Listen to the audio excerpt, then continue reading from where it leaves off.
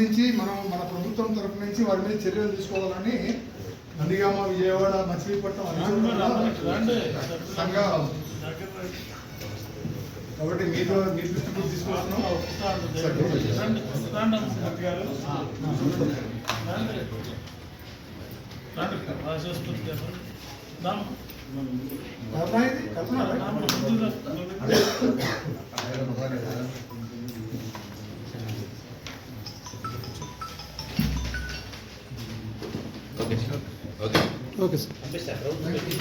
బ్రాహ్మణులను కించపరిచే విధంగా యూట్యూబ్లో పాటలు పాడటం, మాట్లాడటం ఇలాంటివన్నీ కూడా జరుగుతున్నాయి.